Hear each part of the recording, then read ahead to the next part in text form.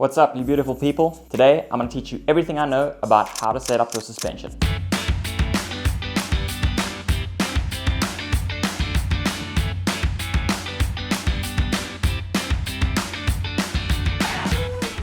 Bro! As you can see, we're here in the man cave. This is my studio. It's not exactly the most glamorous place, but hopefully we'll get the job done. So how you set up the bike also largely depends on the type of tracks that you're riding. If you're riding a smoother track with more jumps and rollers and not too many braking bumps and not too many rocks and stuff, I would definitely run firmer setup, so potentially more compression, slower rebound, and maybe even firmer air pressure, because you want more of a platform to generate speed. And this will be on the front of the bike and the rear of the bike. If you're riding a track that's really rough with a lot of roots and rocks and braking bumps, you'd want to soften things up a little bit and speed things up a bit. So a bit faster rebound, a bit less compression, and a bit softer air pressure depending on if you're changing it, because otherwise you're going to be bouncing all over the place. You're going to have no traction and no confidence. If it's getting really steep, what you can do is you can soften the rear and you can firm up the front, because this is going to actually change the angle of the bike, which is going to change the balance of the bike. And if it's really steep, it's going to make you feel a lot more comfortable when you're going down a steep section.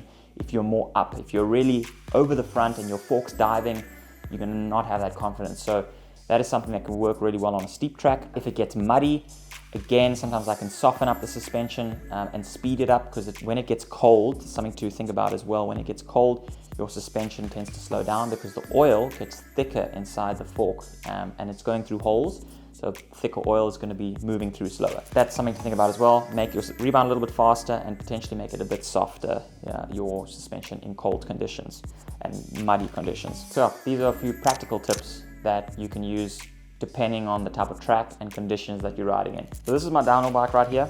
We'll start out on the fork. First of all, the adjustments generally that you're going to have on the suspension these days is, first up, you're going to have air pressure. Most forks are air-based now. You're going to have volume spaces inside, which changes the progressivity of that air spring. You're going to have compression and rebound. And that can be split into high speed and low speed compression and high speed and low speed rebound. Now this all starts to get a bit complicated, but the best way to start, in my opinion, is start out with the air pressure. There will generally be recommendations depending on how much you weigh, but I find that most recommendations are not that helpful, because your riding level largely dictates what sort of sag on the fork you want, so how hard you want to run your fork, and some people like it naturally harder. I run my suspension a little bit on the softer side, I would say. It has gotten harder over the years, but so start out on your air pressure. Things to keep in mind with your air pressure: the harder you go, the less sensitivity you're going to have. The softer you go, the more sensitivity you're going to have, but you're going to have not as much hold up in bigger hits. When you land off jumps, when you hit unexpected holes or impacts, it's going to blow through the travel way faster. So that's something to think about with suspension. It's also going to control your rebound speed to a degree, because as you add more air pressure, your rebound is going to get faster, and as you decrease, your rebound is going to get slower. So you have to then adjust your rebound to compensate that. After you set up your air pressure, I would recommend then working on rebound before you do anything else. That is the speed that the fork returns. And high speed and low speed can get really complicated. I try to set the high speed and more or less forget it. So find a setting that I'm happy with and just forget it, and then play with the low speed. I find that generally the low speed is the initial part of the travel, and the high speed tends to be more deeper in the travel. So when you're hitting a really big impact and the fork is fully compressed and then it's rebounding back, that would be high speed. And then when you're hitting small bumps like brake bumps into a turn, that's more low speed from my experience. But also different suspension brands classify that differently, so it can be different. But I'm speaking for myself, and I'm riding now SR Suntour, but I've ridden RockShox, Fox, so I have quite a bit of experience. With rebound, you want it, in my opinion, to be as fast as possible without being out of control. The whole point of rebound is to slow down the suspension so that the bike doesn't bounce all over the place and get out of control. When you slow down the rebound, then the suspension slows and can actually compact. So when you're hitting multiple bumps, it packs onto itself, so it doesn't have enough time to get out again to absorb the next bump. So now your suspension goes in and it stays in, and then you hit the next bump and you're in a very hard part of suspension, so it can feel really rough. You'd say, oh, well, let's just make it faster. So you can open your suspension right up, which is going to solve this issue, but Now it's going to be bouncing because it's coming back so fast that it actually bounces off the ground, and that loses you traction. So it's a fine balance of being fast enough to absorb the bumps and come and return to full travel, but not being too fast that you lose control. I would suggest starting in the middle of your rebound setting and then experimenting, going very slow and going very fast and seeing how that feels to you. For me, what I always use as a rule of thumb is I try to make it as fast as I can, but if the suspension bounces off the ground, if I compress the suspension without pulling the brakes, compress it and let go of the bars and the suspension bounces, that's too fast. It also varies on your riding style and track, but this is the best way to go about it, for me at least. Then, once you've got your rebound, I would then look at compression. I personally don't like a lot of compression because when you turn on compression, you lose sensitivity. So high speed and low speed compression, when you turn on high speed, it's good for absorbing a very high speed impact. So if you're landing a big drop or hitting bumps at really high speed, that takes away the sensitivity, and generally, I don't know a lot of people that run a lot of high speed. I don't run any high speed, to be honest. Low speed, on the other hand, is more so when you're going into a berm, you're holding the bike up. So that sort of slower compression and you feeling the bike just bouncing in the parking lot would be more low speed. They do affect each other, so this can sort of cross over. Again, I try to run on the lowest possible side of low speed compression, of any compression to be honest, because the more compression you put on, the less sensitivity you have, and for me, I want maximum sensitivity. Once you've got compression dialed in, and again the same exercise, start with it in the middle, go really hard and then go really soft on the compression side and see what it does, and that's the best way to learn. Once you've got your compression set up, then worry about tokens. Now tokens control the progressivity of the fork, so if you've got a graph, now if you've got a straight curve, that's a linear curve, so it's consistently the same difficulty to compress, it's going at the same rate. But now if you add tokens, it's going to make that chamber of air a little bit smaller, so it turns it into a bit of a curve like this. So now it gets harder and harder and harder, which in one way is good because it stops you from bottoming out so easily. But when you're getting deeper in the travel, it can make it way more harsh. So I found that actually when I run too many volume spaces, I get more arm pump because it just gets super harsh on your hands. Feels amazing off the top, it's really supple, and it holds you up well, but you have to be strong enough to hold on to it.